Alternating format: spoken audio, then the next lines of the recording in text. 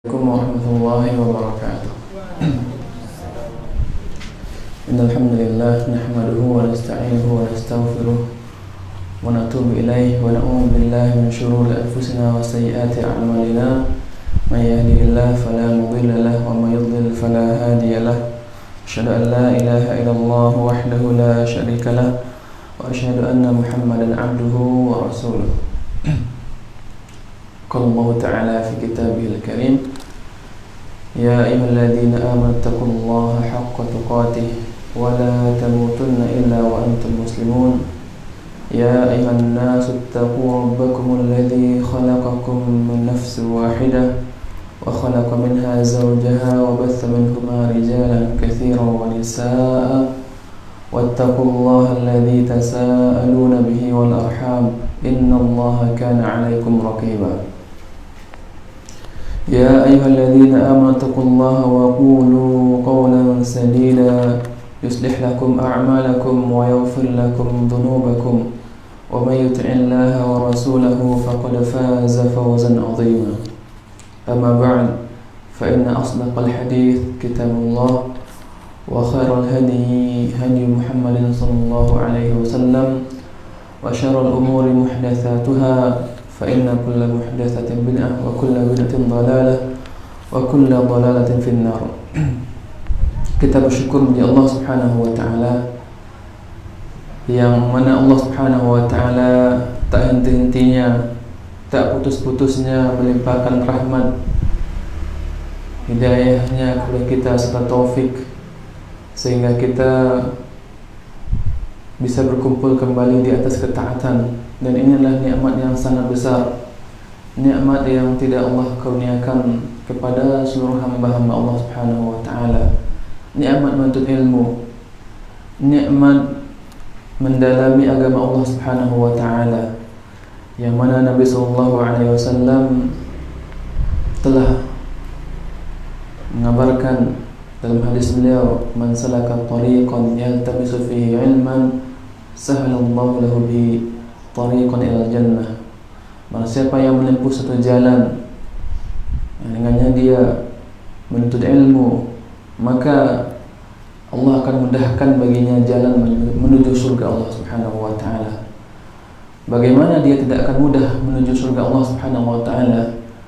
Karena dengan ilmu dia mengetahui mana yang Allah ridhai dan mana yang Allah murkai, mana yang tauhid, mana yang lawan dari tauhid, mana yang ketaatan dan mana yang maksiat, dan seterusnya. Dengan ilmu dia akan Allah Subhanahu wa taala mudahkan mendapatkan taufik dari Allah Subhanahu wa taala. Dia mengetahui jalan-jalan untuk mendapatkan taufik dari Allah Subhanahu wa taala, sehingga dia akan bersemangat di atas ketaatan kepada Allah Subhanahu wa taala. Kalaupun dia jatuh ke dalam kefuturan, semangatnya melemah, maka dia mengetahui tak kala dia lemah semangatnya, dia dibimbing oleh ilmu sehingga dia tetap di atas jalan Allah Subhanahu wa taala, tidak larut dalam kefuturan yang membuat seorang malas menuntut ilmu. Selawat dan salam semoga tercurah buat Nabi kita Muhammad sallallahu alaihi wasallam, yang mana beliau adalah suri tauladan bagi seorang hamba yang ingin mendapatkan ampunan Allah Subhanahu wa taala, yang ingin bertemu dengan Allah Subhanahu wa taala. Semuanya telah diterangkan jalannya oleh Nabi kita Muhammad SAW. Yang ingin selamat dari neraka Allah Subhanahu wa taala juga demikian. Pada malam hari ini insyaallah kita akan masuk kepada hadis yang ketiga dari pembahasan hadis Al-Arba'in An-Nawawiyah. Hadis yang ketiga. Ya. Hadis yang ketiga, hadis dari Abi Abdurrahman Abdullah bin Umar bin Al-Khattab radhiyallahu anhuma qala sami'tu Rasulullah sallallahu alaihi wasallam yaqul buniyal islamu ala khamsin syahadati an la ilaha illallah wa anna muhammadar rasulullah wa iqamis salah wa ita'iz zakah wa hajjil bait wa shaum ramadan rawahu al-Bukhari wa Muslim. Dari Abi Abdurrahman, jadi an Abi Abdurrahman ini namanya kunyah, ya, kunyah, gelar. Kalau misalnya gelarnya Abu Abdurrahman. Abdullah, ini nama, ya, nama sahabatnya Abdullah ibni Umar, anaknya Umar bin Khattab, ya, radhiyallahu anhuma. Ini radhiyallahu anhuma, ini doa, ya, doa untuk kedua sahabat yang mulia ini, ya. Qala sami'tu Rasulullah sallallahu alaihi wasallam yaqul, aku mendengar Rasulullah sallallahu alaihi wasallam bersabda. Artinya di sini beliau mendengar langsung, ya, bukan lewat orang lain atau sahabat lain, tidak, akan tapi lewat langsung dari Rasulullah. Yang mana Rasulullah SAW bersabda, bunyal islamu ala khamsin. Islam dibangun di atas 5 perkara, ya. Apa saja yang 5 itu? Syahadati an la ilaha illallah wa anna muhammadar rasulullah, ya. Persaksian bahwasanya la ilaha illallah, tidak ada yang berhak untuk diibadahi dengan benar kecuali Allah, dan bahwasanya Muhammad adalah utusan Allah. Ini yang pertama. Kemudian wa iqamis salah, yang kedua menegakkan salat, yang ketiga wa ita'iz zakah, yang ketiga di sini membayar zakat, yang keempat wa hajjil bait, ya, haji, menunaikan ibadah haji. Kemudian yang kelima wa shaum Ramadan. Nah, di sini yang kelimanya wa shaum Ramadan, puasa di bulan Ramadan. Hadis ini diriwayatkan oleh Imam Bukhari dan Muslim. Jadi Imam Bukhari dan Muslim meriwayatkan hadis ini. Jadi ada dalam kitab Bukhari dan Muslim. Hadis ini juga diriwayatkan oleh banyak imam selain Imam Bukhari dan Muslim. Imam Tirmidzi juga meriwayatkan, ya. Kemudian An-Nasa'i dalam kitab beliau Sunan An-Nasa'i juga. Imam Ahmad bin Hanbal juga dalam musnadnya beliau meriwayatkan hadis ini. Al-Humaydi, Ibnu Hibban dalam sahihnya. Jadi banyak yang telah mencatat hadis ini, ya. Namun Imam An-Nawawi mencukupkan, ya, dengan penyebutan hadis Bukhari dan Muslim, karena itu adalah dua kitab yang sahih, ya, yang tersahih sesudah kitabullah, ya. Sahih Bukhari dan Muslim adalah sahih kitab setelah Al-Quran. Nah, kemudian di sini banyak faedah, ya, faedah dalam hadis ini. Berbeda dengan dalam hadis yang kedua, ya. Hadis yang kedua Di situ ada faedah, namun di sini lebih detail lagi. Disebutkan tentang rukun Islam, ya. Rukun Islam itu sendiri. Kemudian disebutkan oleh Imam Al-Ain, ya, Daqiq Al-Ain. Dalam hadis ini didahulukan penyebutan haji sebelum puasa. Haji sebelum puasa.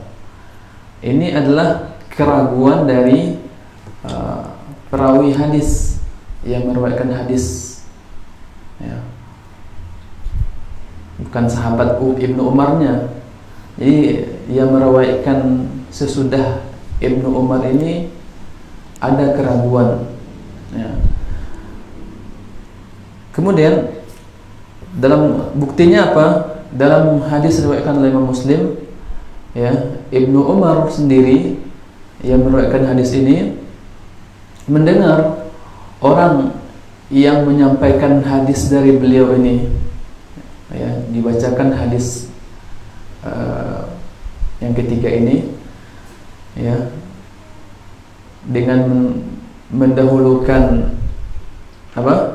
Mendahulukan puasa, yang mendahulukan haji sebelum puasa, ya.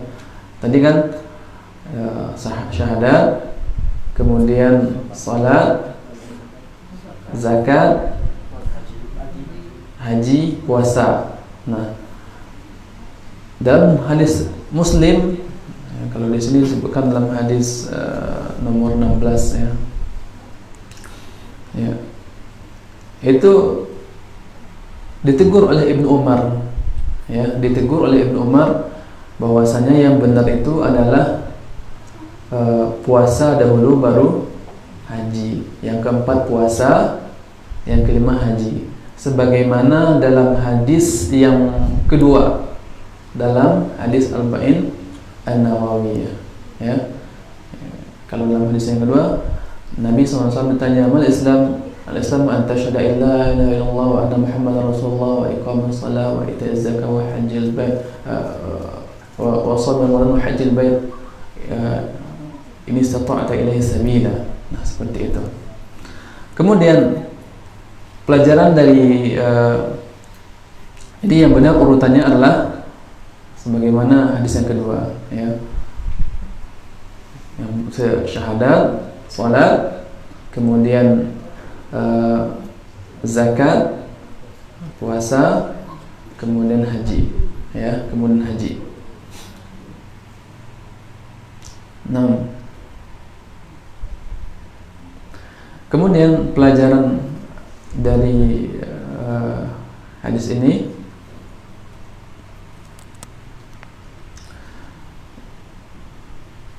dibolehkannya, ya, menyebutkan hadis dengan makna, ya, dengan makna. Beda dengan Al-Quran. Al-Quran kalau kita bacakan ayat, maka, ya, sebutkan ayatnya, nggak boleh dengan makna, ya, walaupun kita paham bahasa Arab. Kalau hadis boleh, ya. Buktinya ini, ya, buktinya diantaranya ini bahwasanya telah meriwayatkan, ya, sampai kepada pencatatan hadis-hadis yang di situ disebutkan berbeda dengan apa yang disebutkan dengan sabda Rasulullah SAW. Ya, contoh yang lainnya seperti hadis man kadzaba alayya muta'ammidan falyatabawwa maq'adahu minan nar.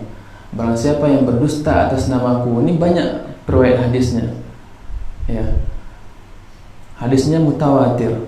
Namun ada lafal yang berbeda dengan lafal man haddatsa anni bihaditsin yara annahu kadziban, ya, yang mana dia mengira itu adalah sebuah yang dusta, ya, akhirnya sama, ya, falyatabawwa maq'adahu minan nar. Ya, jadi dibolehkan, namun dengan syarat, ya, betul-betul paham, ya, paham dengan bahwa bahwasanya ucapan tersebut tidak merusak dari makna hadis tersebut. Nah, kemudian hadis ini ya merupakan pokok yang besar dalam mengenal agama Islam. Kata Imam Nawawi, merupakan pokok yang besar dalam mengenal agama Islam. Dan dengan dasar hadis ini tegaknya agama Islam. Hadis ini mengumpulkan rukun-rukunnya. Ya. Jadi jika seseorang ingin mengenal Islam, maka tengok hadis ini. Ya. Itulah Islam. Orang yang ingin masuk Islam, maka inilah Islam. Ya. Kemudian dengan dasar hadis inilah ditegakkan Islam tersebut. Ya. Imam Al-Qurtubi ya berkata 5 hal tersebut menjadi asas agama Islam dan landasan tegaknya. Ya. Namun dalam hadis ini tidak disebutkan jihad. Ya. Padahal jihad adalah ya puncaknya Islam. Ya. Dalam hadis yang lain, Rasul amril Islam wa amuduhu salah wa dirwatu sanami al-jihad. Puncak pokok perkara Islam, tiangnya adalah solat, kemudian puncaknya adalah jihad. Namun jihad tidak masuk rukun Islam. Ya, tidak masuk rukun Islam.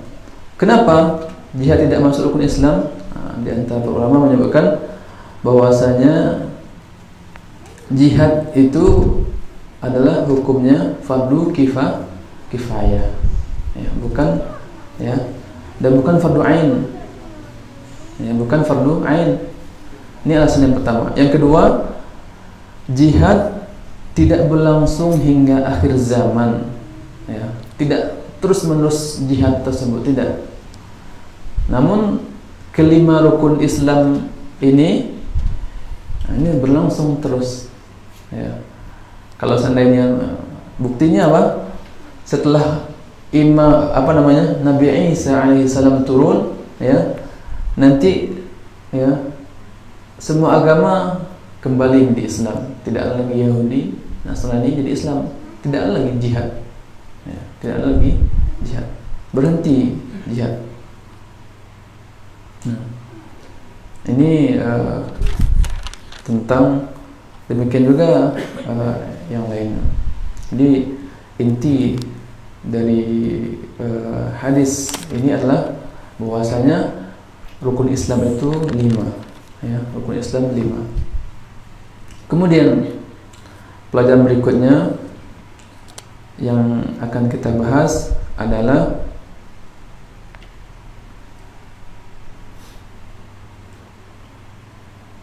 ya, dalam hadis yang lain, ya, dalam hadis yang lain, bunyal Islamu ala khamsi da'aim. Islam itu dibangun di atas 5 tiang. Ya. Kalau dalam hadis yang diriwayatkan oleh Imam Ibnu Rajab dan Jami' Ulum Al-Hikam, ya. Yang pertamanya, ala an yu'badallah wa yukfaru bima dunah. Ya. Yang pertama apa? Hendaknya beribadah kepada Allah dan kufur, mengingkari apa-apa yang disembah selain Allah Subhanahu wa taala. Itu yang pertama. Jadi seorang akan ingin masuk Islam, maka yang pertama yang melakukanlah syahadat, ya, syahadat. Sekarang kita akan masuk kepada 2 kalimat syahadat. Asyhadu an la ilaha illallah wa anna Muhammadar Rasulullah. Pertama, makna la ilaha illallah. Makna la ilaha illallah. Makna la ilaha illallah Itu maknanya la ma'buda bihaqqin illallah. Tidak ada ilah, tidak ada sesembahan yang berhak disembah dengan benar kecuali Allah Subhanahu wa taala. Tidak ada ilah, sesembahan yang berhak disembah kecuali hanya Allah Subhanahu wa taala. Artinya semua yang disembah selain Allah Subhanahu wa taala, manusia ada yang menyembah malaikat, ada menyembah jin, ada yang menyembah matahari, ada yang menyembah bintang, batu, ya, kayu dan lainnya. Semua yang disembah tersebut adalah sesembahan yang batil, sesembahan yang tidak berhak untuk disembah. Semua yang makhluk yang tidak bisa memberi manfaat dan tidak bisa menolak bahaya. Allah Subhanahu wa taala berfirman dalam surat Yunus ayat 106, "Wala tad'u min dunillahi ma la yanfa'uka wa la yanurruk, fa in fa'alta fa innaka idzan minadh dhalimin." Dan janganlah kalian menyembah selain Allah yang tidak bisa memberi manfaat dan tidak juga menolak mudarat. Fa in fa'alta, jika engkau melakukan hal tersebut, ya, menyembah selain Allah juga, maka engkau termasuk orang yang telah berbuat zalim, berbuat syirik artinya. Ya, dalam ayat yang lain, inna syirka la zulmun azim, ya, syirik adalah kezaliman yang besar. Dalam surah Al-Hajj Allah Subhanahu wa taala firman, dzalika bi anna Allah huwal haqq wa anna ma yad'una min dunihi huwal batil wa anna Allah huwal aliyyul kabir. Ya, dalam surat Al-Hajj ayat 62, demikianlah kebesaran Allah Subhanahu wa taala, karena Allah dialah Rabb yang hak, yang sebenarnya. Kemudian wa anna ma yad'una min dunihi wal batil, dan apa saja yang mereka seru, mereka sembah selain Allah Subhanahu wa taala, huwal batil, itu adalah sesembahan yang batil.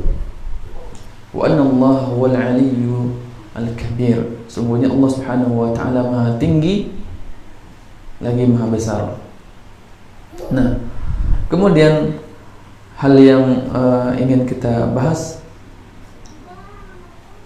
adanya kesalahan tentang memaknai kalimat la ilaha illallah. Ini tersebar, ya. Ini tersebar, ya, penafsiran memaknai la ilaha illallah dengan makna yang tidak sesuai dengan apa yang telah Allah Subhanahu wa taala turunkan. Ya, berbeda, ya. Yang mana dahulunya orang-orang Arab sampai paman Nabi sendiri, ya, berat untuk mengucapkan la ilaha illallah. Abu Talib, ya, berat untuk mengucapkan la ilaha illallah dengan konsekuensinya, ya, ucapannya singkat, ya, namun berat untuk mengucapkannya. Namun orang-orang sekarang, ya, mereka tidak mengetahui bagaimana makna la ilaha illallah yang benar. Ya, yang benar adalah yang tadi, la ma'buda bihaqqin illallah. Tidak ada yang berhak disembah dengan benar, ya, kecuali Allah Subhanahu wa taala. Makna yang salah, ya, dalam menafsirkan la ilaha illallah, ya, dengan tafsiran la ma'buda illallah. La ma'buda illallah ini memaknai la ilaha illallah dengan salah. La ma'buda, tidak ada yang disembah kecuali Allah, illallah, kecuali Allah. Tidak ada Tuhan selain Allah. Ini rancu. Makna yang seperti ini rancu, ya. Ini akan berarti setiap yang diibadahi oleh manusia, ya, apakah yang diibadahinya itu adalah matahari, malaikat, ya, selain Allah, pohon, maupun yang benar-benar Allah yang disembahi adalah Allah, dicampur adukkan, ya, campur adukkan. Ya, semua yang disembah, apakah semua yang disembah oleh manusia itu Allah? Enggak kan? Buktinya tadi ya, ada yang menyembah matahari, ada yang menyembah malaikat. Tidak semua yang disembah oleh manusia adalah Allah. Maka kalau seandainya diartikan tidak ada Tuhan selain Allah, maka ini makna yang rancu. Karena tidak semua yang disembah oleh orang itu adalah Allah. Buktinya apa? Kita tanya Tuhannya orang-orang Hindu misalkan, apakah Tuhanmu Allah? Enggak mau dia mengatakan Tuhannya Allah. Ya. Demikian juga Buddha, Konghucu. Ya. Jadi kalau seandainya kita mengartikan tidak ada la ilaha illallah dengan tidak ada Tuhan selain Allah, maka kerancuannya itu. Ya. Dan ini masih banyak, ya, masih banyak, sangat banyak bahkan di sekolah-sekolah.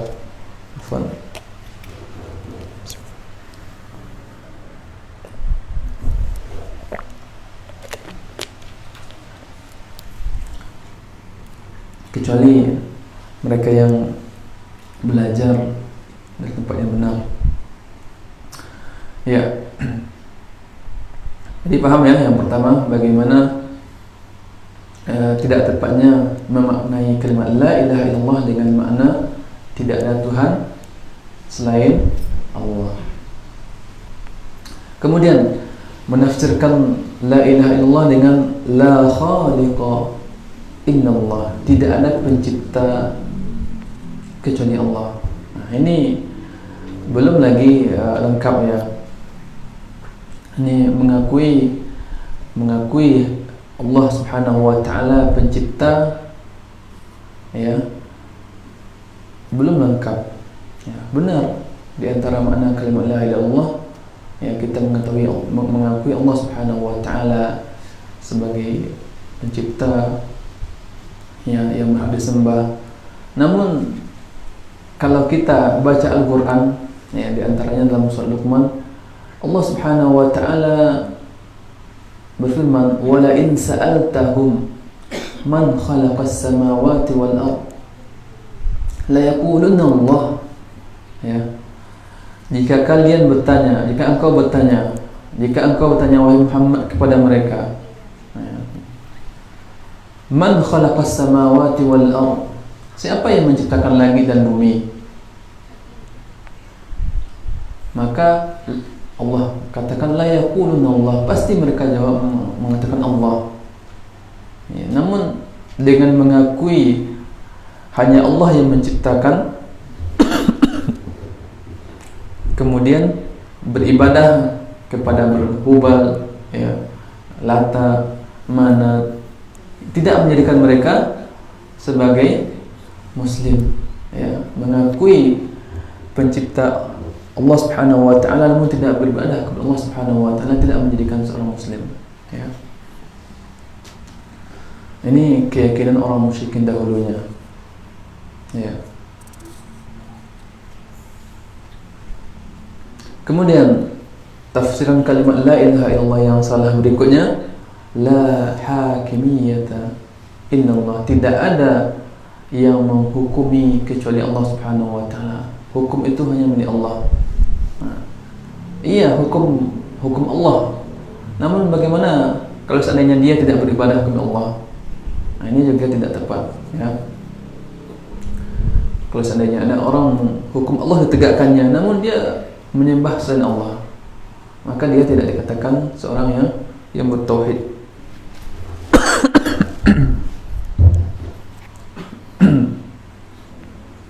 Ya. Kemudian kita masuk kepada rukun dari la ilaha illallah, yang mana la ilaha illallah yang kita ucapkan, ya, tak kala azan, tak kala dalam salat kita tasyahud, itu memiliki dua rukun, ya, yang mana rukun tersebut diambil dari ucapan la ilaha illallah itu sendiri, ya. Rukun yang pertama la ilaha, dari penggalan kalimat itu. Apa rukunnya? An-nafyu, ya. Menafikan, mengingkari, ya. Apa yang diingkari?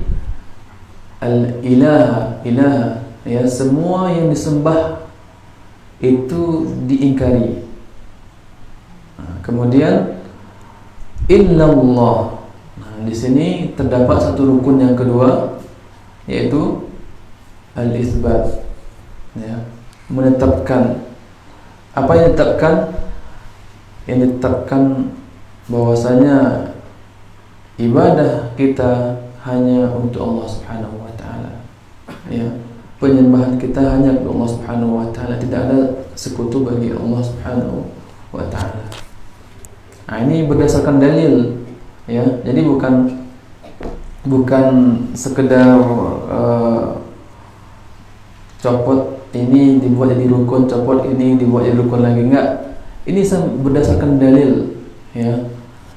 Berdasarkan dalil Al-Qur'an dalam surah Al-Baqarah ayat 256, ya. Allah Subhanahu wa taala berfirman, "Wa faman yakfur bit-taghut wa yu'min billah faqad istamsaka bil 'urwatil wuthqa lam fisama laha wallahu samii'un 'alim." Nah, dalam ayat ini terdapat dua rukun tadi, sama. Faman yakfur bit-taghut, barang siapa yang ingkar kepada taghut, ya. Taghut kata para ulama ma'ubida min dunillah, ya, segala yang disembah selain Allah wa huwa radin, ya, dan dia ridha disembah, ya, itu taghut, ya. Dia mengingkari taghut, semua yang disembah selain Allah. Di sini terdapat rukun nafyu, ya, sama dengan yang tadi, menafikan semua yang disembah selain Allah. Wa may yakfur bit-taghut, ini surah Al-Baqarah ayat 256. Wa yu'min billah, dan beriman kepada Allah. Nah, di sini rukun yang kedua, isbat, ya, diingkari semua yang disembah selain Allah, kemudian ditetapkan hanya Allah yang disembah. Kemudian apa Allah katakan? Faqad istamsaka bil 'urwatil wuthqa, sungguh dia telah berpegang dengan tali yang amat kuat, ya. La infisama laha, yang tidak akan putus. Wallahu samii'un 'alim, dan Allah Maha mendengar lagi Maha mengetahui. Nah, ayat-ayat yang seperti ini banyak dalam Al-Quran, yang di situ terdapat rukun-rukun, ya, sama, banyak. Di antaranya lagi dalam surat An-Nahl ayat 36. An-Nahl ayat 36, Allah Subhanahu wa ta'ala firman, "Wa laqad ba'atsna fi kulli ummatin rasula an ya'budullaha wajtanibut taghut faminhum man hadallahu wa minhum man haqqat 'alaihi ad-dalalah fasiru fil ard fanzuru kaifa kana 'aqibatul mukadzibin." Dan sungguh kami telah mengutus seorang rasul pada setiap, ya, untuk setiap umat, ya, untuk menyerukan an ya'budullah wajtanibut taghut. Nah, di sini rukunnya ada an ya'budullah, ini rukun yang kedua. Kalau tadi yang pertama, di sini rukun yang kedua, an ya'budullah. Nah, ini seruan setiap rasul yang Allah utus. An ya'budullah, rukun isbat, wajtanibut taghut, dan menjauhi taghut. Nah, ini rukun yang pertama, ya, rukun yang pertama. Jadi itulah dasarnya, ya, rukun-rukun tersebut. Faminhum man hadallah, di antara mereka yang diserukan oleh Rasul tersebut ada yang Allah beri hidayah, Wa minhum man haqqat 'alaihi dhalalah. Di antara mereka yang ada yang telah tetap mereka itu akan sesat. Fasiru fil ardh, maka berjalanlah di muka bumi. Perhatikan, fanzuru kaifa kana 'aqibatul mukadzibin. Perhatikan bagaimana kesudahan orang-orang yang mendustakan Rasul. Tidak ada orang yang mendustakan Rasul hancur. Yang mendustakan Rasul disiksa oleh Allah Subhanahu wa taala. Ya. Bahkan ketika Rasulnya ada bersama mereka, mereka disiksa oleh Allah Subhanahu wa taala. Ya, seperti kaumnya Fir'aun, ya, kaumnya Nabi Nuh. Ketika Nabi Nuh, ya, kaumnya disiksa oleh Allah Subhanahu wa taala. Ya. Nabi Musa juga kaumnya mendustakan. Nabi Musa disiksa oleh Allah Subhanahu wa taala. Nah, kemudian berikutnya makna syahadat Muhammad Rasulullah. Makna syahadat Muhammad Rasulullah. Nah, kata ulama ini mencakup 4 hal ya. Makna syahadat Muhammad Rasulullah ini ada 4 hal yang mesti diwujudkan. Yang pertama, ta'atuhu fima amar. Mentaati apa yang beliau perintahkan. Ya. Seorang yang telah bersaksi bahwasanya Nabi Muhammad adalah utusan Allah Subhanahu wa taala, maka dia mentaati semua yang diperintahkan oleh Rasul. Dikatakan orang bersaksi adalah orang yang berilmu, ya. Orang yang tidak memiliki ilmu, ya, tidak diterima persaksiannya, ya.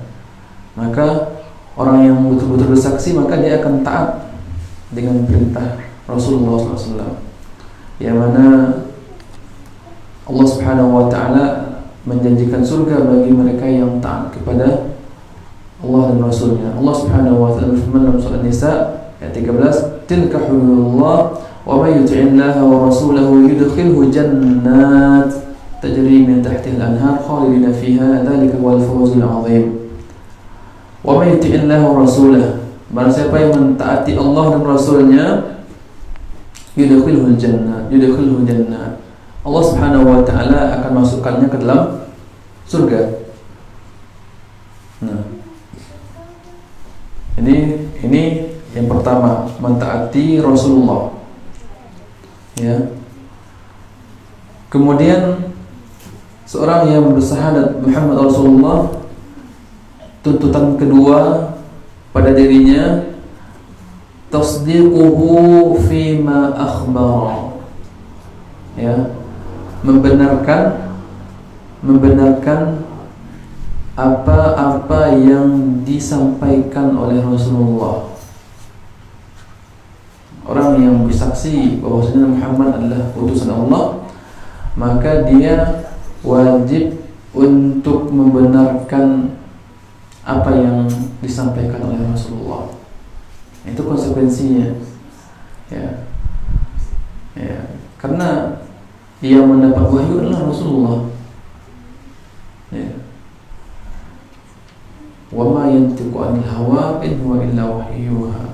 Dan Nabi Muhammad itu tidak berbicara dengan hawa nafsu, tidak mengikuti hawa nafsu, kan, tapi yang disampaikan adalah wahyu dari Allah Subhanahu wa taala. Allah Subhanahu wa taala berfirman, ya ayyuhalladzina amanu taqullaha wa aminu birrasulih. Wahai orang-orang beriman, bertakwalah kepada Allah, ya. Dan kemudian wa aminu birrasulih, ini perintah Allah. Dan berimanlah dengan Rasul Allah Subhanahu wa taala. Kemudian yang ketiga, konsekuensi dari syahadat Muhammad Rasulullah, ijtinabu ma naha anhu wa zajar. Menjauhkan diri dari apa-apa yang dilarang oleh Rasul. Ya. Ingat, Rasul itu adalah yang bagaikan seorang ayah ya, yang mengingatkan ya.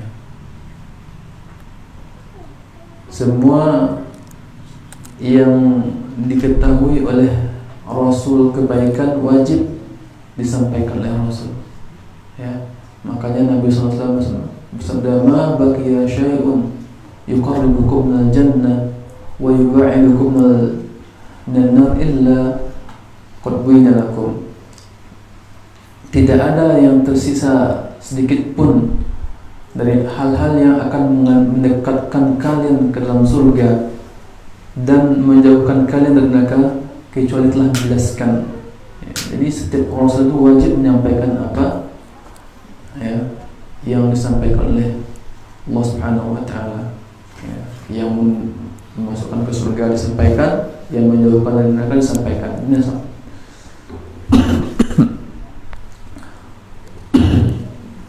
Allah Subhanahu wa ta'ala berfirman, "Wa ma ataakumur rasul fakhudhuhu wa ma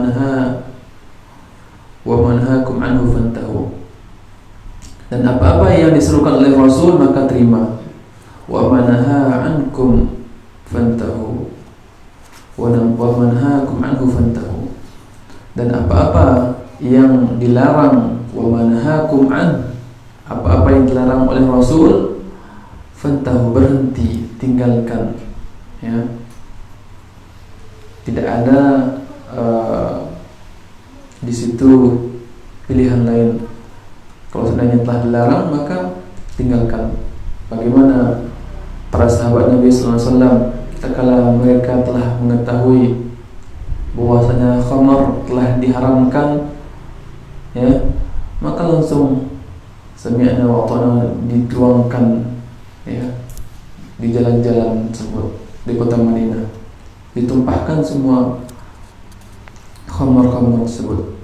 Tatkala ayat hijab turun maka gorden-gorden diambil untuk jadi jilbab ya, untuk berhijab oleh para sahabat. Kemudian konsekuensi yang keempat, seorang yang bersyahadat Muhammad Rasulullah,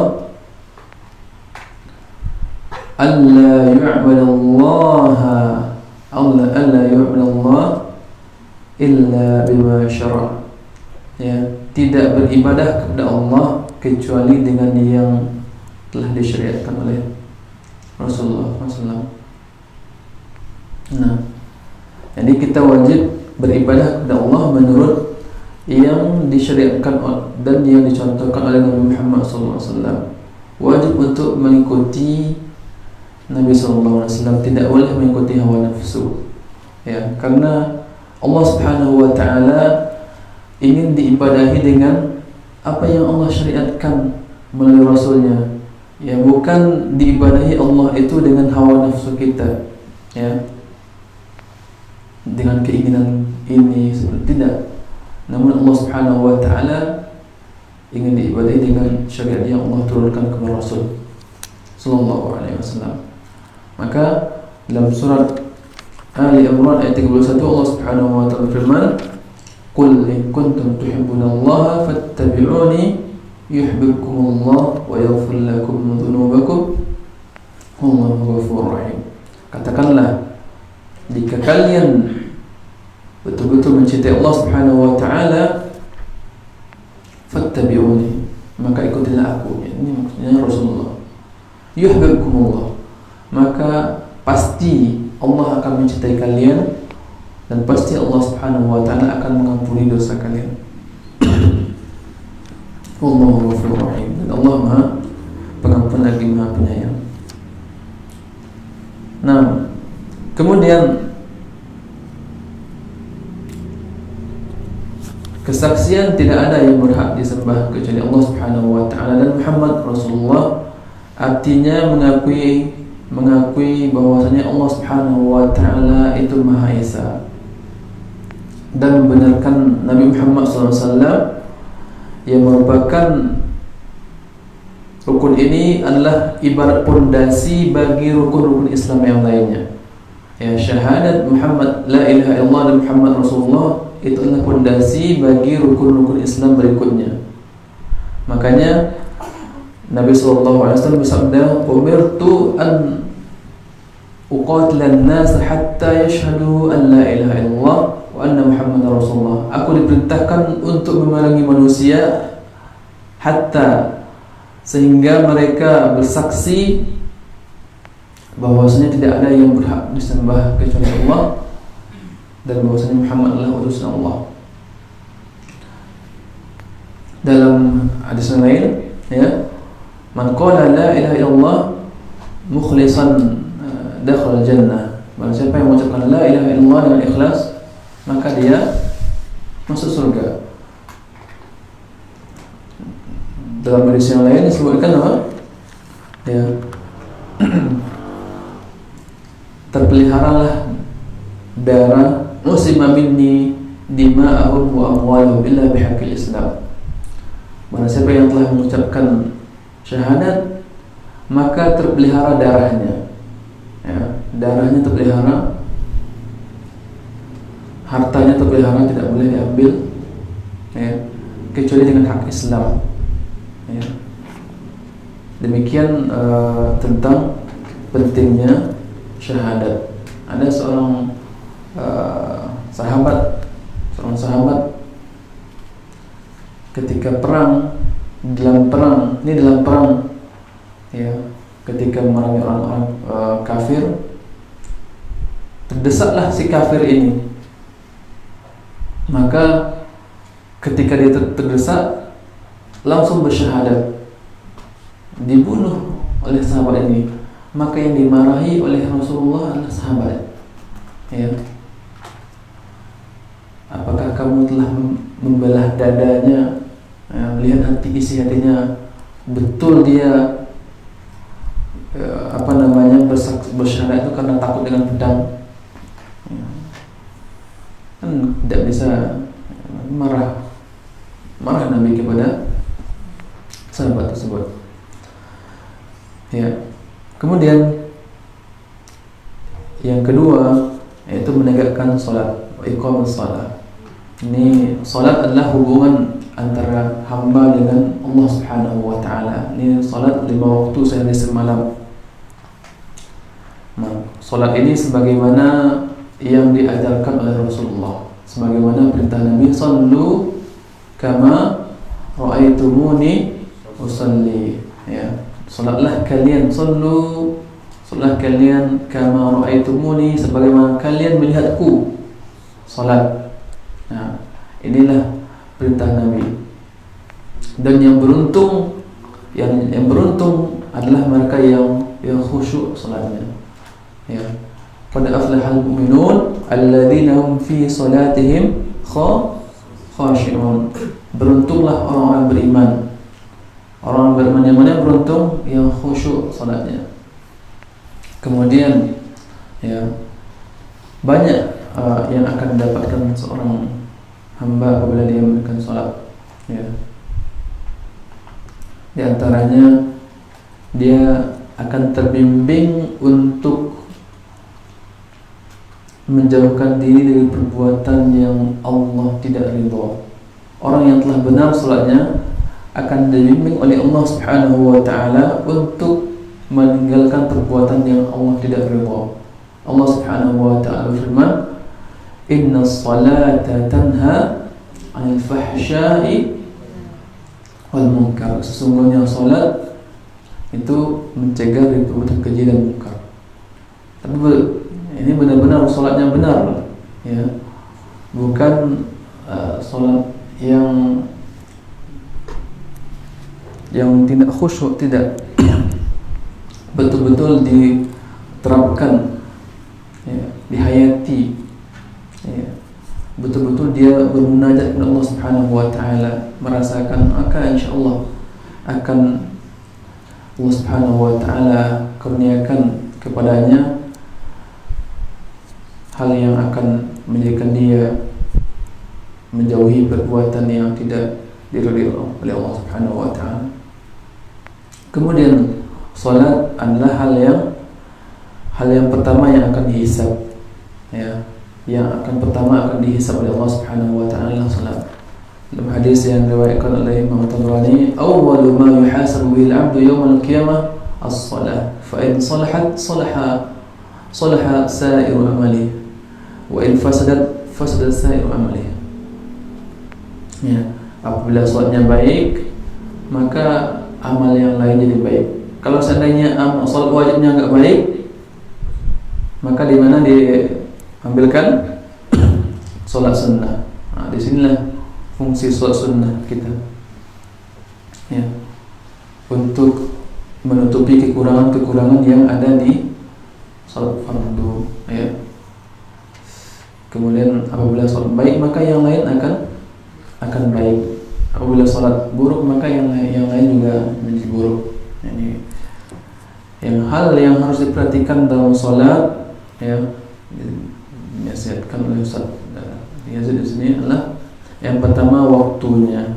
Waktu salat itu yang paling utama di awal, ya,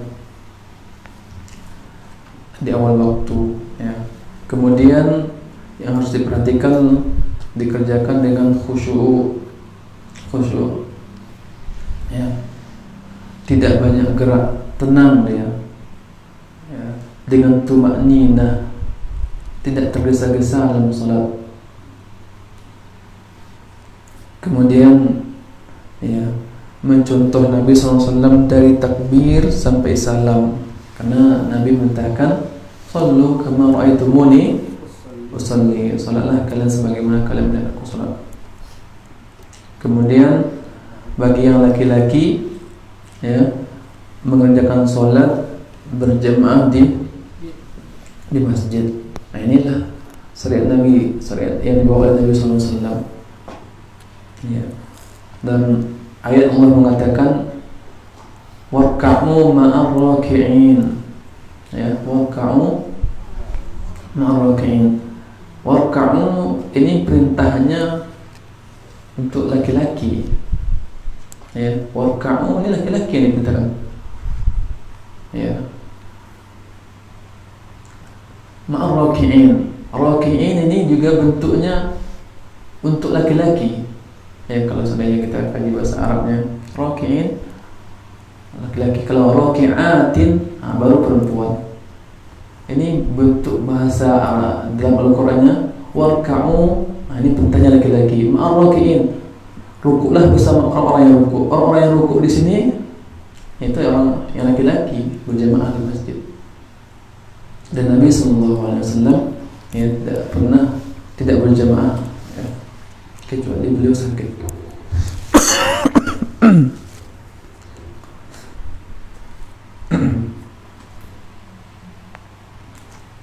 Kemudian tentang hukum orang yang meninggalkan sholat lagi.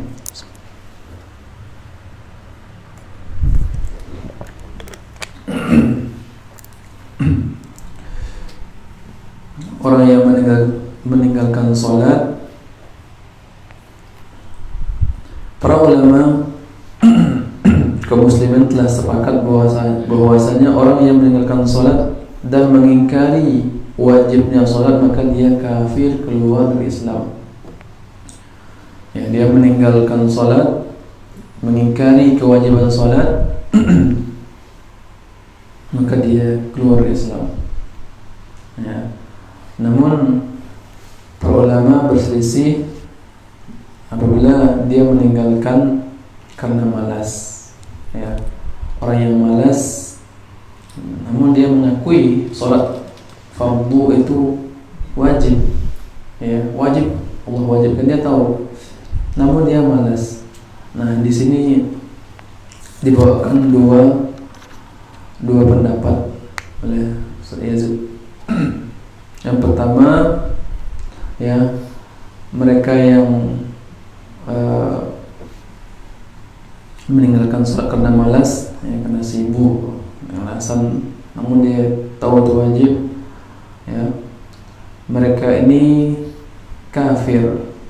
Nah, ini pendapat yang seperti ini adalah kalau sahabat, ya, Umar bin Khattab berpendapat demikian, Abdurrahman bin Auf, ya, Mu'adz bin Jabal, Abu Hurairah, Ibnu Mas'ud, Abdullah bin Abbas, banyak, Jabir bin Abdullah, Abu Darda.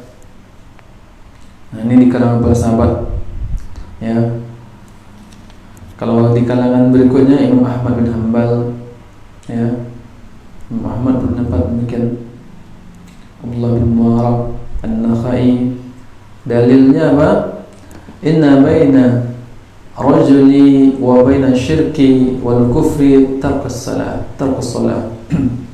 Antara seorang dengan kesyirikan dan kekufuran, yang memisahkannya adalah salat, ya. Kemudian dalam ini hadis riwayat Muslim, ya, antara seorang dengan kesyirikan dan kekufuran meninggalkan salat. Dalam hadis yang diriwayatkan oleh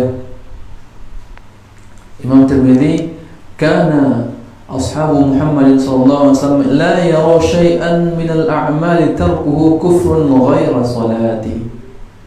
Ya, dahulu para sahabat tidak melihat suatu amal yang bila ditinggalkan menjadi kafir kecuali salat. Nah, jadi mereka berpendapat bahwasanya yang meninggalkan salat karena malas, ya, namun dia mengakui itu adalah hal yang salat adalah wajib, ini kafir. Pendapat yang kedua, ya, mengatakan bahwasanya mereka fasik tanpa mengkafirkannya.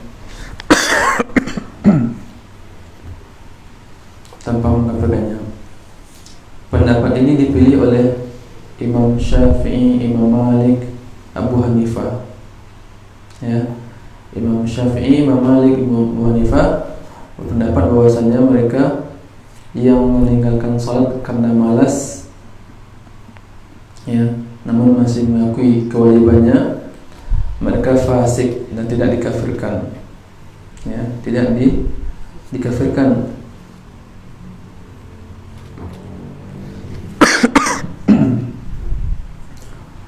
Dalilnya, ya, di antaranya dalilnya seperti dalam surah Nisa, Allah Subhanahu wa ta'ala berfirman, innallaha la yaghfiru ayyushraka bihi wa yaghfiru ma duna dzalika liman yasha. Sesungguhnya Allah Subhanahu wa ta'ala tidak mengampuni dosa syirik, wa yaghfiru ma duna dzalika liman yasha. Ini Al-Quran. Dan Allah akan mengampuni dosa di bawah syirik, liman yasha, bagi siapa yang Allah kehendaki. Nah, kalau dalam hadis, ya, dalam hadis yang diriwayatkan oleh Imam Ahmad dan juga Malik, ya, Rasulullah SAW bersabda, ya, ada 5 waktu salat yang Allah wajibkan atas hamba-hambanya. Ini artinya, siapa yang mengerjakannya tanpa menyia-nyiakannya sedikit pun, tanpa meremehkan hak-haknya, maka dia telah terikat janji dengan Allah yang Allah akan memasukkannya ke dalam surga.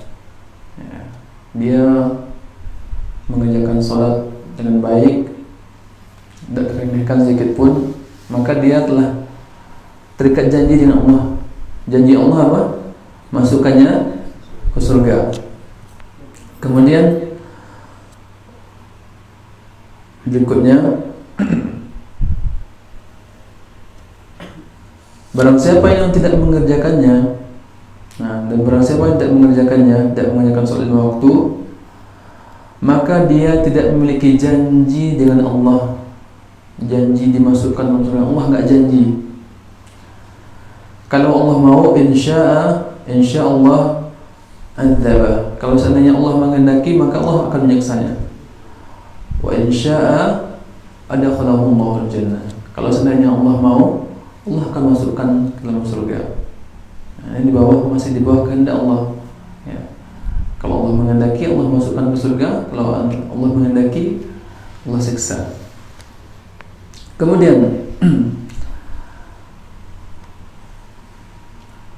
dijelaskan di sini, hadis ini, orang yang meninggalkan sholat dalam hadis ini tidak dikelompokkan ke dalam orang kafir oleh Allah Subhanahu wa taala. Ya, di bawah kehendak Allah, tidak dikelompokkan dalam kafir oleh Allah Subhanahu wa taala. Kalau seandainya dia kafir, maka tentu dia akan kekal dalam neraka. Ya. Kalau seandainya Allah menghendaki, Allah ampuni.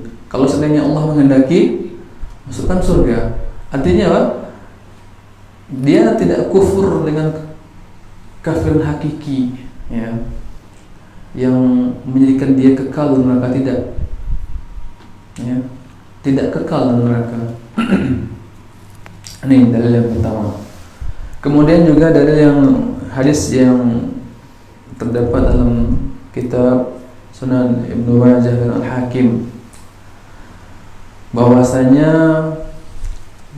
seorang tabi'in bernama Sillah bin Zufar Al-Huzaifah berkata kepada Huzaifah bin Yaman, ya, tabi'in ini bertanya kepada sahabat Huzaifah. Kita tahu Huzaifah bin Yaman adalah seorang sahabat yang utama, ya, sahabat yang tempat Nabi menceritakan rahasia-rahasia orang munafik itu ini kepada Huzaifah ini dikabarkan oleh Nabi SAW. Dia bertanya, apakah bermanfaat la ilaha illallah bagi mereka meskipun mereka tidak mengetahui salat? Ini hadisnya panjang, ya, tentang akhir zaman, ya, di akhir zaman. Apakah bermanfaat la ilaha illallah meskipun mereka tidak mengetahui salat, tidak mengetahui puasa, haji, sedekah, enggak tahu dia. Hanya la ilaha illallah. Diulangi sebanyak 3 kali pertanyaan tersebut kepada Sillah, dari Sillah kepada Huzaifah bin Yaman, ya. Maka dijawab oleh Huzaifah, ya Sillah, ya, wahai Sillah, la ilaha illallah akan menyelamatkan mereka dari api neraka. La ilaha illallah akan menyelamatkan mereka dari api neraka. Tunjihim minan nar, ya, tunjihim minan nar. 3 kali Huzaifah menyebutkan, ya, la ilaha illallah akan menyelamatkan mereka dari neraka. Nah, ya, jadi inilah pendapat, ini juga didukung oleh Syekh Al-Albani rahimahullah, bahwasanya, ya, kafir itu bertingkat-tingkat. Yang meninggalkan sholat tidak sampai kafir yang menjadikan mereka, ya, kekal dalam neraka. Ya, artinya, ya, ada orang-orang yang tidak mengetahui sholat, tidak mengetahui zakat, puasa, ya, dia mengucapkan la ilaha illallah, yakin dengan tersebut, maka Allah Subhanahu wa taala akan menyelamatkannya dari neraka Allah Subhanahu wa taala. Namun meninggalkan sholat harus kita ketahui bahwasanya telah perbuatan dosa yang sangat besar, lebih besar dosanya daripada membunuh. Ya, Imam Al-Qayyim menjelaskan bahwasanya dosa meninggalkan sholat wajib itu lebih besar daripada orang membunuh, ya, lebih besar daripada orang mencuri, orang yang berzina, minum khamar, lebih besar lagi dosa meninggalkan sholat, ya. Yang mana orang yang meninggalkan sholat akan mendapatkan kemurkaan Allah Subhanahu wa taala dan akan dihinakan di dunia dan akhirat. Nah, ini tentang sholat. Kemudian kita masuk ke rukun yang ketiga. Rukun yang ketiga, menunaikan zakat, ya. Ini kewajiban yang Allah wajibkan atas setiap muslim yang telah memiliki harta 1 nisab, ya, dan telah cukup haulnya setahun, ya. Syarat ini terdapat pada zakat, ya, ini orang yang mereka yang memiliki harta, ya. Dah sampai nisabnya, nah kemudian dihitung tahun depan setahun, maka di situ baru udah sampai batasnya setahun, baru wajib, ya, baru wajib mengeluarkan zakat. Jadi bukan pas udah sampai nisab langsung mengeluarkan zakat, tidak, tapi nunggu setahun, ya, tunggu setahun baru wajib mengeluarkan zakat. Ya. Kemudian zakat ini memiliki manfaat yang sangat besar, ya, sangat besar. Di antara manfaat zakat, yang mana zakat tersebut, ya, adalah untuk menyucikan harta, ya, menyucikan harta, membersihkan hati orang yang memiliki harta, ya. Kemudian bisa menghilangkan kemiskinan, banyak manfaatnya. Allah Subhanahu wa taala mengatakan, "Khudh min amwalihim shadaqatan tutahhiruhum wa tuzakkihim biha." Lihat perintah Allah dalam surat Taubah ayat 103. Ambillah sedekah, ambillah dari harta mereka itu sedekah, artinya zakat. Yang mana sifatnya Allah jelaskan, ya, tutahhiruhum, yang mana sifatnya zakat itu akan mensucikan mereka. Jadi orang yang mengeluarkan zakat akan bersih hartanya, kemudian hatinya akan bersih juga. Kemudian Allah perintahkan wassalli alaihim, dan doakanlah mereka, karena inna salataka sakanun lahum, sungguhnya doa kalian terhadap orang yang mengeluarkan zakat akan mendatangkan ketenangan bagi mereka. Kemudian kita masuk kepada anjuran untuk menunaikan zakat. Anjuran menunaikan zakat ini banyak, ya. Di antaranya dalam surat At-Taubah ayat 71, bahwasanya orang yang menunaikan zakat akan diturunkan rahmat oleh Allah Subhanahu wa taala. Orang yang menunaikan zakat akan mendapatkan rahmat Allah Subhanahu wa taala. Allah Subhanahu wa taala berfirman berkaitan dengan zakat ini, ya, wal mu'minuna wal mu'minat ba'dhum awliya'u ba'd ya'muruna bil ma'ruf wa yanhauna 'anil munkar wa yuqimuna as-shalah wa yu'tuna az-zakah. Lihat, wa yuqimuna as-shalah wa yu'tuna az-zakah. Kemudian wa yuti'una Allah wa rasulahu ulaika sayarhamuhumullah. Di akhir ayatnya ulaika sayarhamuhumullah. Ini At-Taubah ayat 71. Ya, mereka itulah orang-orang yang akan mendapatkan rahmat Allah. Ya, orang yang menegakkan salat, orang yang mengeluarkan zakat, mentaati Allah dan Rasulnya akan mendapatkan rahmat Allah Subhanahu wa taala. Kemudian mereka yang menunaikan zakat itu akan dibersihkan jiwanya, ya. Kemudian hartanya dibersihkan oleh Allah Subhanahu wa taala dari hal-hal yang tidak baik pada harta tersebut. Dibersihkan dari sifat kikir, tamak, dan keras terhadap orang-orang miskin. Ini manfaat zakat. Kemudian yang ketiga, manfaat zakat, Allah Subhanahu wa taala akan mengokohkan kedudukan kaum muslimin di muka bumi. Ini dalam surah Al-Hajj ayat 21. Kemudian yang keempat, menunaikan zakat menjadi sebab hilangnya kejelekan harta, ya. Rasulullah SAW pernah ditanya tentang orang yang mengeluarkan zakat, maka dijawab oleh Rasulullah, barang siapa yang menunaikan zakat hartanya, maka akan lenyaplah kejelekan hartanya tersebut, ya. Jadi harta itu adalah kejelekan, ya. Akan lenyap kejelekan pada harta tersebut dengan mengeluarkan zakatnya. Kemudian kita masuk ke dalam ancaman bagi mereka yang meninggalkan, ya, zakat, enggak mau bayar zakat.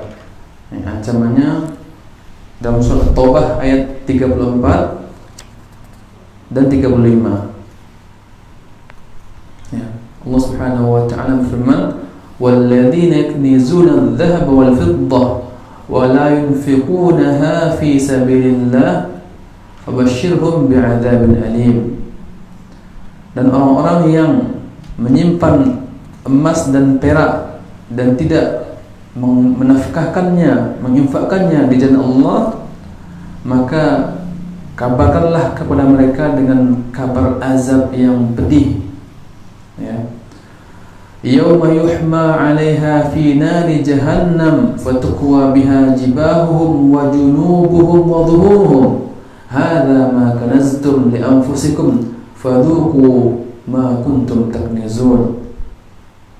Ingatlah pada hari ketika emas dan perak itu dipanaskan dalam neraka jahanam, lalu disetrikakan, ya, emas dan perak tersebut ke dahinya, ke lambungnya, ke punggungnya, ya.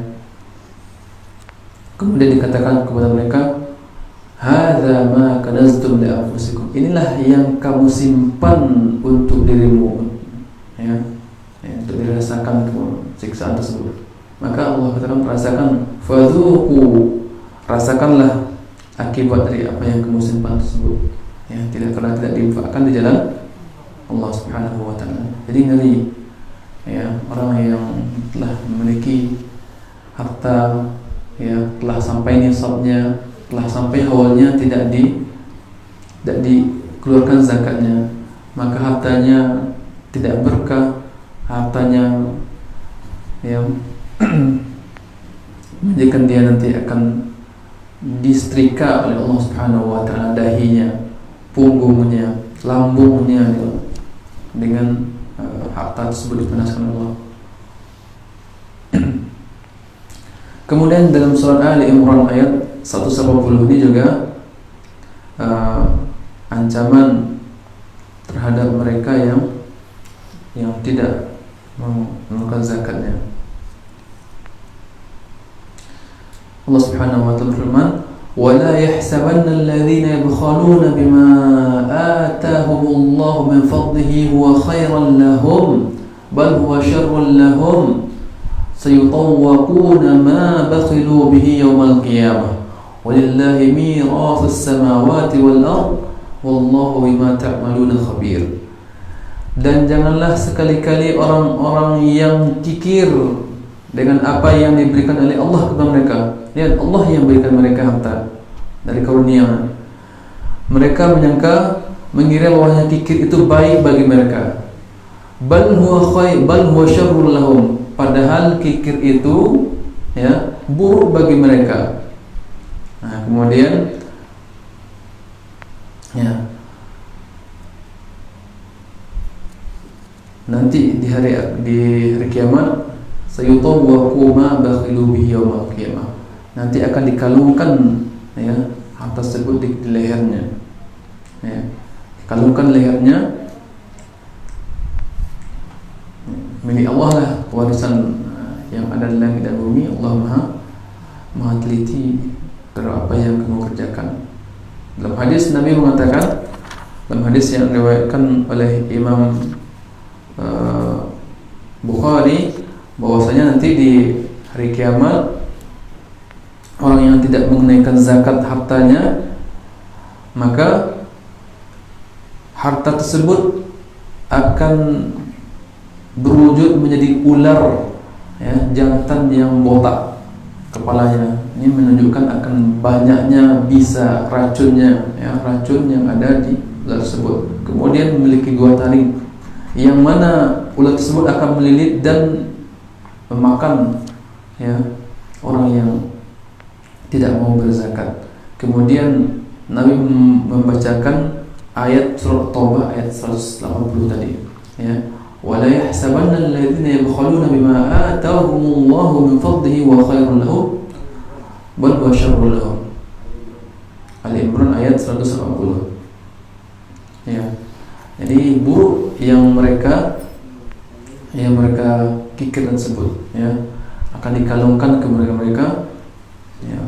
Jadi ular yang akan memakan mereka.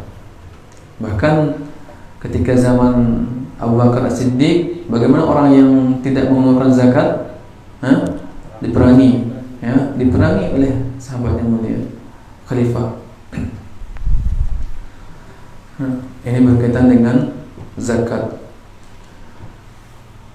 Kemudian kita lanjutkan dengan haji, ya, dengan haji. Haji ini adalah perintah Allah Subhanahu wa taala, ya, menunjukkan bahwasanya ini adalah rukun Islam, dia termasuk rukun Islam. Yang di sini yang keempat kalau dalam hadis ini, yang kelima adalah puasa Ramadan. Ya, namun yang benar urutannya adalah sebagaimana di hadis Jibril, ya. Haji dilaksanakan ke Baitullah, ya, ke Baitullah di Makkah. Allah Subhanahu wa taala berfirman, "Walillahi 'alan nasi hajjul baiti man istata'a ilaihi sabila." Allah Subhanahu wa taala telah mewajibkan haji ke Baitullah bagi siapa yang sanggup melakukan perjalanan ke sana, ya. Wa man kafara fa inna Allah ghaniyyun 'anil 'alamin. Barang siapa yang kufur mengingkari kewajiban haji, ketahuilah Allah Subhanahu wa taala Maha Kaya, tidak butuh, tidak memerlukan sesuatu dari alam ini, ya. Sebagaimana dalam hadis yang lain, ya, dalam hadis Nabi mengatakan, ya, "Law anna awwalakum wa akhirakum wa insakum wa jinnakum kanu ala atqa qalbi rajulin wahid." Sekiranya manusia semuanya bertakwa Allah Subhanahu wa taala, itu tidak akan menambahkan kemuliaan Allah Subhanahu wa taala. Allah Subhanahu wa taala tetap mulia. Sebaliknya kalau semuanya juga bejat, tidak akan mengurangi kemuliaan Allah Subhanahu wa taala. Ya, Allah tidak butuh dengan makhluknya, ya. Tidak akan mengurangi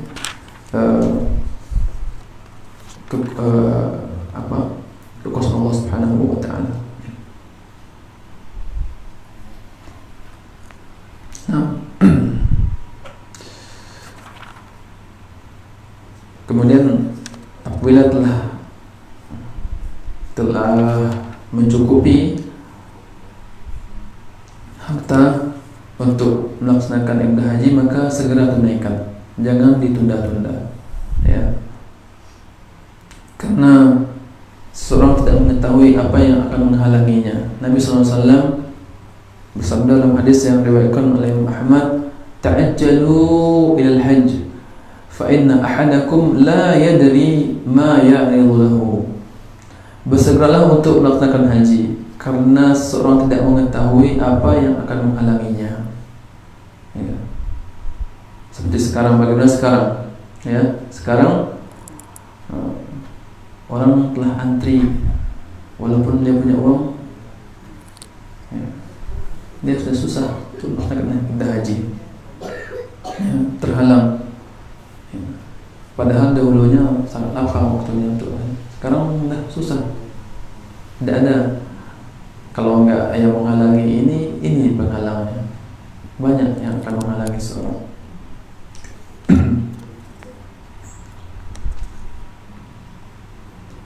Kemudian yang harus diperhatikan, haji sebagaimana perintah Nabi SAW hendaknya mengambil Munasiknya dari Nabi SAW, belajar ya, dipelajari dengan baik terlebih dahulu baru berhaji. Sebagaimana sabda Rasulullah, "Lita'khudhu 'anni manasikakum." Hendaklah kalian mengambil dariku, kata Nabi SAW, cara manasik haji kalian. Jadi dalam Al-Quran Allah Subhanahu wa Ta'ala tidak menjelaskan bagaimana sholat dari awal sampai akhir. Ya, haji juga demikian. Ya, cukup Nabi mengatakan, "Lita'khudhu 'anni manasikakum." Hendaklah kalian mengambil cara hajiku. Kalau sholat tadi, "Shallu kama ra'aitumuni usolli." Ya. Jadi ada pula orang yang mereka tidak mau mengamalkan hadis Nabi SAW. Kalau nggak mau mengamalkan hadis Nabi, bagaimana sholatnya? Ya, bagaimana pula hajinya? Ya, padahal Nabi mengatakan sholat sebagaimana sholat. Kalau berhaji, ambil dari cara manasik hajinya. Ya. Kemudian ibadah haji ini ya sangat besar pahalanya. Nabi SAW bersabda, "Man hajjal baita falam yarfuth walam yafsuq raja'a kayaumi walathu ummuhu."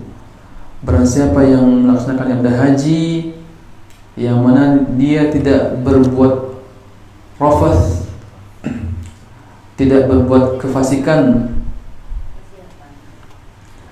maka dia bagaikan nanti ya setelah haji tersebut bagaikan seperti orang yang baru lahir dari perut ibunya. Ya. Dalam hadis yang lain, "Wal hajjul mabrur laisa lahul jazaa illa jannah." Haji yang mabrur ya tidak ada balasan baginya kecuali surga. Ini besarnya pahala haji ya, pahala haji. Adapun tentang puasa Ramadan, kita telah melewati ya, baru melewati puasa Ramadan. Jadi insyaallah akan lebih tepat lagi jika dibahas menjelang Ramadan nanti tentang puasa Ramadan. Ya, kita cukupkan dulu. Maaf ya, tiba-tiba batuknya keluar. Ya, silakan kalau seandainya ada yang akan ditanyakan tentang apa yang pernah kita bahas, monggo. Yang bisa kita jawab, kita jawab. Bila tidak maka nanti bisa ditanya semua yang lain.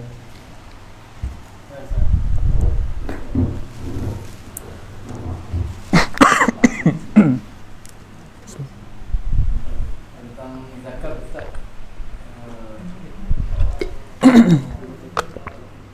Batas nisabnya berapa juta? Memberikan uang.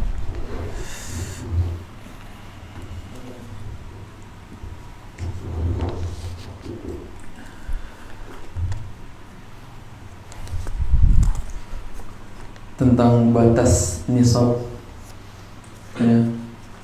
Kalau zakat ya,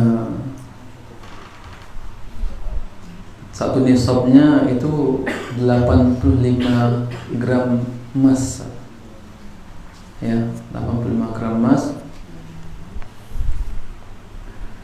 ya. Berapa emasnya tentu tidak sama antara tahun ini dengan tahun yang lalu, dan maka diperkirakan berapa satu emasnya, maka 1 gram emasnya nanti dikali dengan 85. Kemudian setelah 1 tahun ya masih tetap 85 gram emas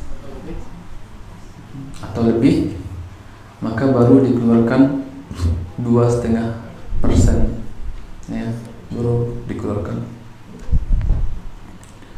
ya.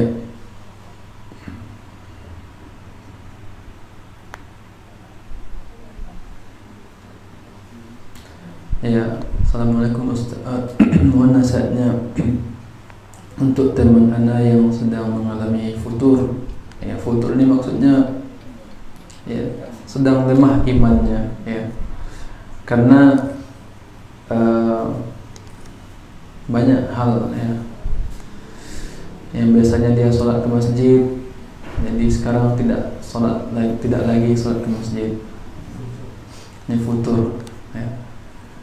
Kalau nasihat-nasihat yang kita dengar dari ustaz-ustaz kita, orang yang futur ini, ya, ataupun kita nanti futur, ya, banyak-banyak berzikir, banyak-banyak zikir. Ini yang penting. Zikirnya jangan kurang, ya. Karena Allah Subhanahu wa taala firman, "Fadhkuruni adzkurkum." Ya. Ingatlah kepadaku, aku ingat. Ya. Zikir ini, ya, zikir selain berdoa, zikir hal yang penting, ya.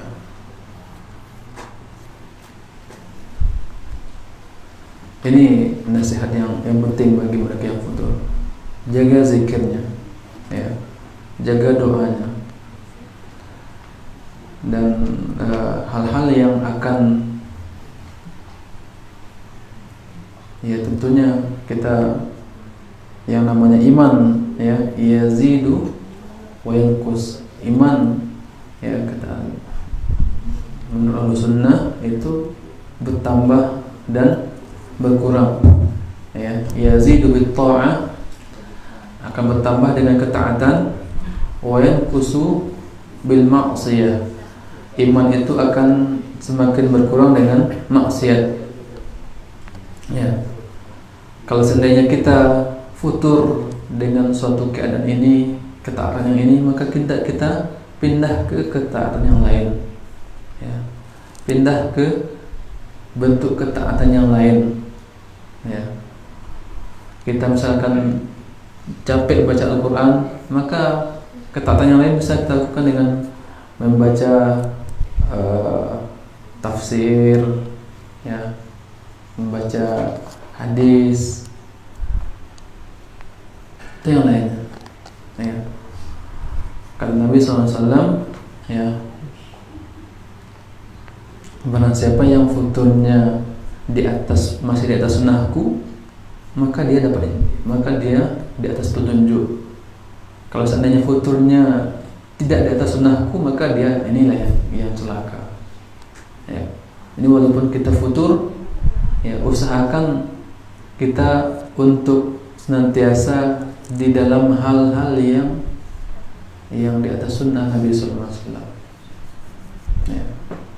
Ya, demikian, Allah Ta'ala a'lam.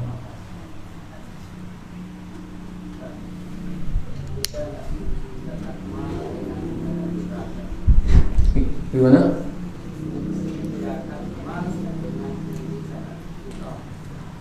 Beda, ya, beda. Kalau zakat fitrah setelah kita berpuasa Ramadan, ya, dalam hadisnya dikatakan tujuannya untuk memberi makan ke miskin. Kalau misalkan zakat mal, tidak disebutkan seperti itu. Zakat mal pun mustahiknya, orang yang berhak menerima zakatnya beda dengan zakat fitr.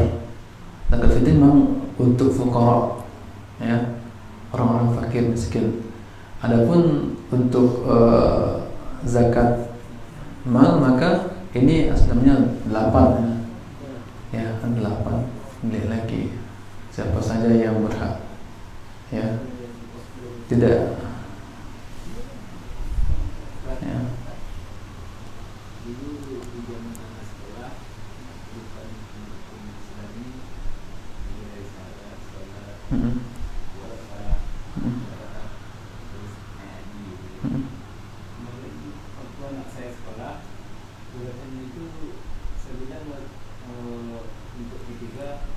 puasa itu salah. Hmm. Jadi yang ada kalau di sekolah habisnya dari mana gitu. Ya, kalau yang apa namanya, yang dijelaskan oleh Ibnu Umar, ya, Ibnu Umar, yang beliau mengkritik orang yang mendengar yang mana disebutkan yang terakhirnya tadi apa, wasal Ramadan, terakhirnya haji, siang puasa Ramadan, yang keempatnya haji, kelimanya puasa. Namun yang benarnya adalah ya puasa dulu baru haji, ya. Jadi itulah yang benarnya, ya, syahadat, salat, zakat, puasa, haji. Ya, ini sekedar urutan, ya, urutan.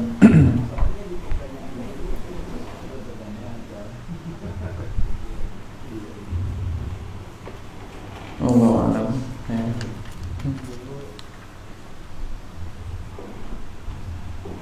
Ada ibu-ibu lalu. Kalau ini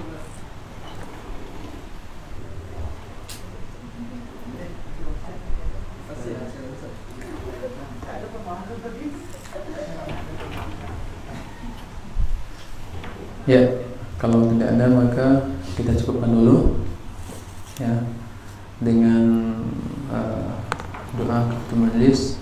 Subhanakallahumma wa bihamdika asyhadu an la ilaha illa anta astaghfiruka wa atubu ilaik. Assalamualaikum warahmatullahi wabarakatuh.